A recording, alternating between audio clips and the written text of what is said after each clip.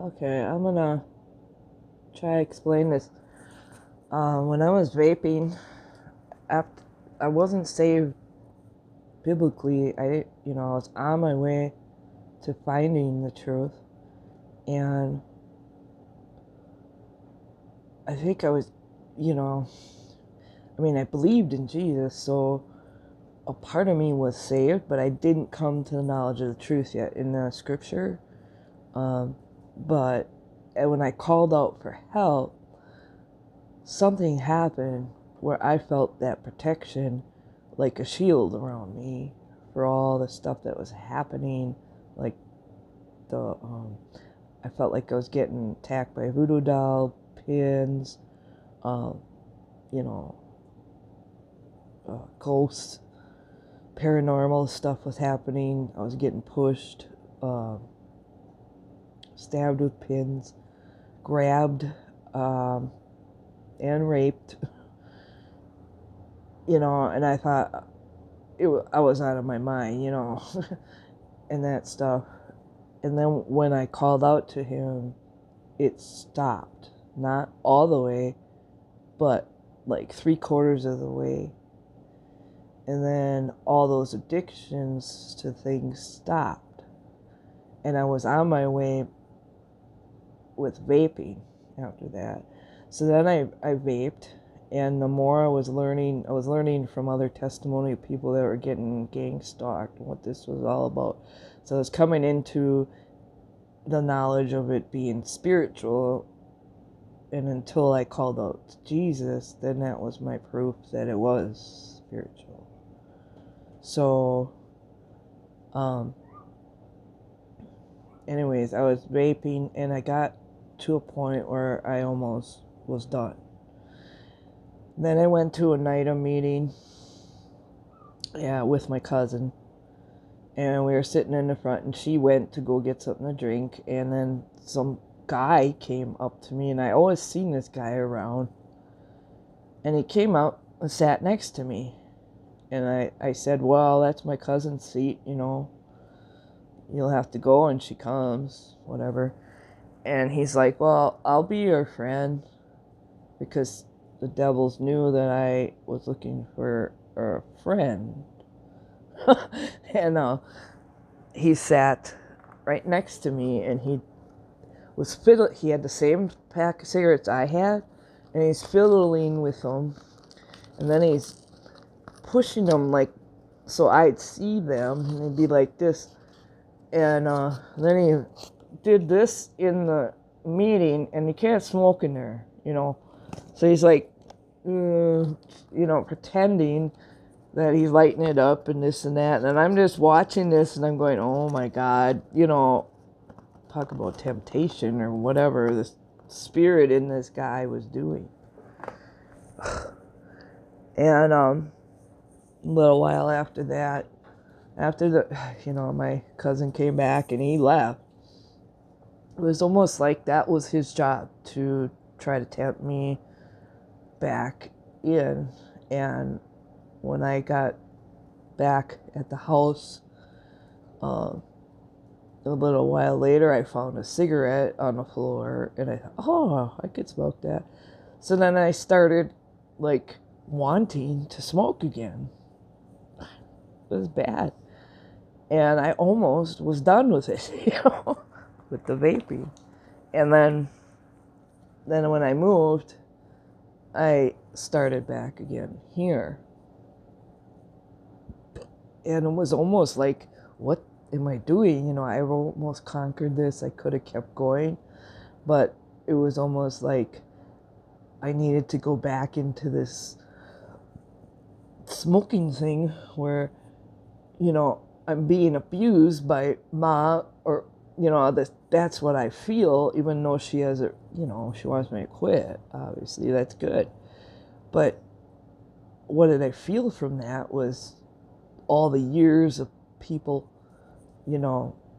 is that my way was to reach out for love or something? Because that's really is kind of love in a sense.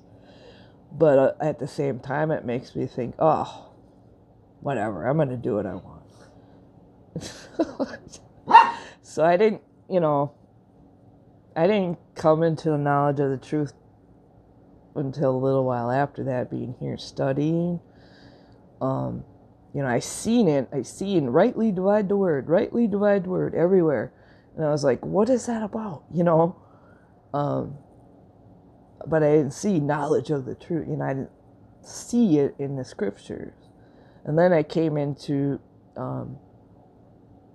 this guy's video. I'll share it with you, but it's Ephesians 2, how it separates time past from but now, from ages to come. And then I saw the chart, the Bible outlay chart that we use to separate. It shows it, in a picture form, like it's like the whole Bible, bird's eye view of the Bible, and that's what really helped me wake up to it. My eyes were just blah after that, but before that, I was seeing. You got to rightly divide the word. You got to write. What is that? What And I was coming onto it, but yeah, the addiction thing just kept going. And then I learned that, we're gonna sin after we're saved. We're gonna have these hang-ups. Unfortunately, this smoking is an outside appearance hang-up. So you're gonna get judged by certain hypocritical Christians that don't get it, and that's why I actually quit, I quit because I was getting worn out from all the works I was doing, and I wasn't saved yet, technically, biblically. I was doing works by, playing music. Their doctrine was off. It was all mixed up.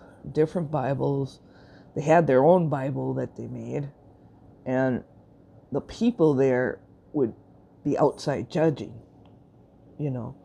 where when you're in Romans of Philemon, God teaches you to judge yourself, and read what's bad, read what's good, what's the fruits of the Spirit, learn about salvation, especially salvation, understanding that. I got a few books that can really help, and I'll work on trying to get you some copies. But one of them is this dictionary of the Bible, and it goes into what the words mean, those righteousness and propitiation, all these words that are so blah.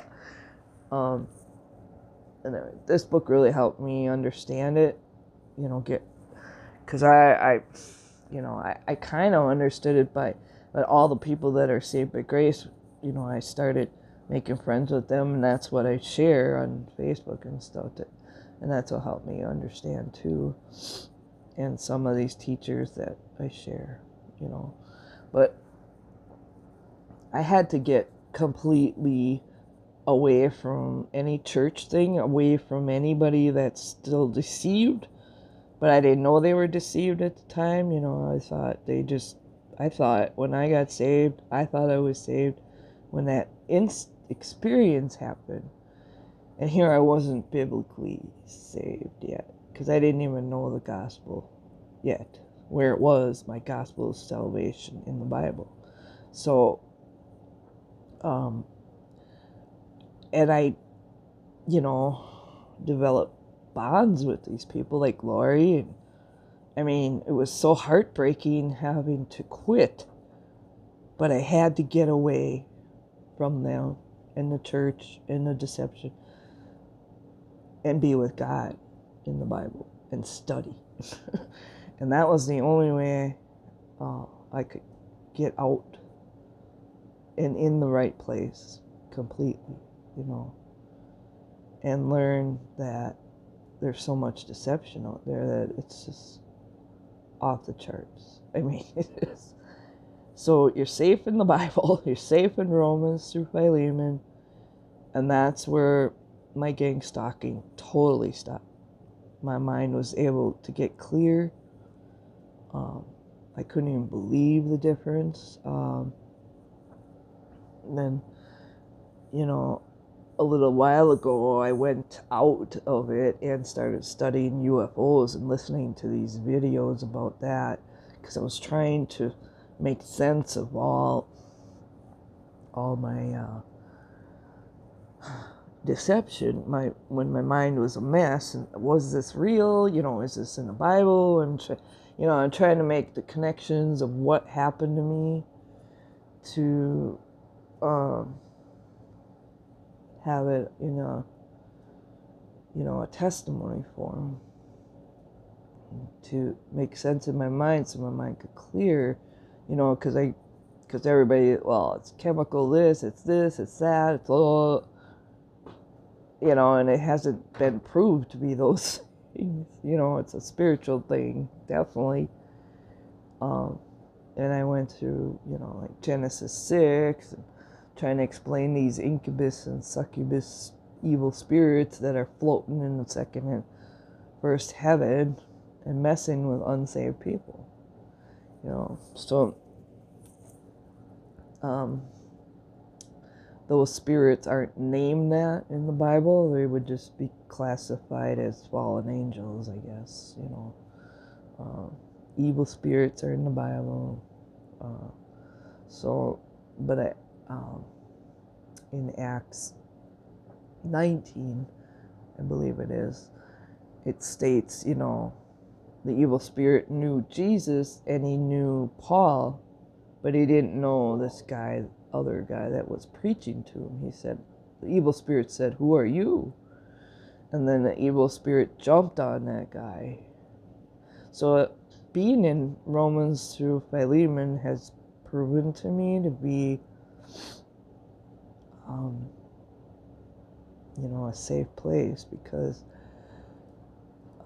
then we're lined up with God, right? We're in the grace gospel, in what God is doing today. It doesn't mean we can never study outside. It's just that we can't apply those things to us directly. Where between Romans and Philemon we apply.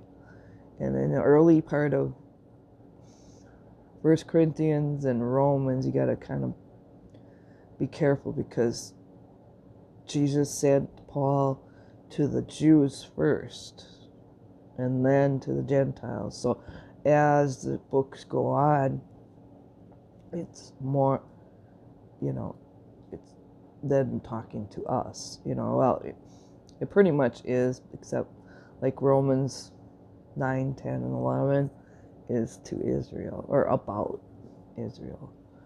So, and that's where we learn, we can't do any works for salvation, nothing. All we need to do is believe that gospel. And because the power of God works that way, without any power from us, and after we're saved, then we're saved onto good works, which, you have a change of heart. You want to serve God. You want to help people understand. You want to, share the gospel with people, help people get saved, so you're already doing that, and it's the goodness that he gives us after being in the dark. And like I said before, I thought I was saved, and I thought, oh, this glory, it's just so fun with Lori and going up to Sturgeon Bay with, and they're teaching tongues and all this stuff, and teaching works, and then they'd always play some songs so they could get your money at first. Like, oh my God. And they're following Sid Roth and all this supernatural stuff, which is Pentecostal and Word of Faith, and New Apostle Reformation. So I went back, I found Justin Peters, and he was exposing them. And what happened is that if you go back into they tell you who their spiritual fathers are and who they follow. They actually follow these people, and you go back and look, and they're old occultists in the New Age, New Thought. So that took a while to find that stuff, but like you said, you knew right away, Mom, you're in a cult. And that hit me hard. And I really thank you for telling me that. You know, I don't know. It really stuck with me to, you know, check it out. I didn't right away because I was feeling so good with these people at this church. And to this day, you know, me and Adela left there. And to this day, you know, they're still deceiving people. You know, if you can't wake up all the way unless you get out of there. You got to get away from the deception, you know, and stay with the Bible, and stay with God. So I don't know if that helped you any, but with the addiction thing, I think there's stuff that God's got to fix in our heart and our soul yet. It might be past traumas, you know, depending how long we've been in the darkness. I can't, you know, it's tough, you know, and He fixes it. We just got to stay in His Word, and the more we are, the more we realize who we are in Christ, and how, you know, the goodness, you know, and then we accept our identity, and we lose all that old traumatic, oh, I'm worthless, I'm shameful, and guilt. I mean, that stuff leaves. I mean, once we get established more, and we understand, we're still sorrowful. I mean, I still am for the things, for the sins, but it takes a while to understand that we're forgiven, you know, and to have that in our heart. Forgiveness, understanding forgiveness is very important to heal your soul. Because we're not supposed to be walking around in guilt and stuff, you know. I mean, He took that away on the cross. You know, as far as hurting other people, yeah, you know, but there's things that I don't remember every sin I've ever made, and I probably did thousands of them, you know. I think we all have. And, you know, I'd always ask God for forgiveness, and it was backwards. I didn't need to do that. I needed to believe His gospel and receive forgiveness after I believed. Because that is what it says, you know, in Acts 28, 26, I gotta find it, but you receive forgiveness that is in Him, in faith. So, and you receive His inheritance that He wants to give as a gift. So it's like God's given us a big gift, and it's hard to, we don't work for gifts, you know. Salvation has nothing to do with works by us at all. So the parts that we have to understand is, what is it we're getting, you know what I mean? And He gives so much to us that it's overbearing, and all we want to do, it humbles us, you know, because like when you're in the dark so long, you think everything is bad, you know, like you never deserve anything good. Well, we didn't deserve it, but alright, I'm gonna go here. I don't know, I just felt like videoing you, and letting you watch it. Love you. Grace and peace.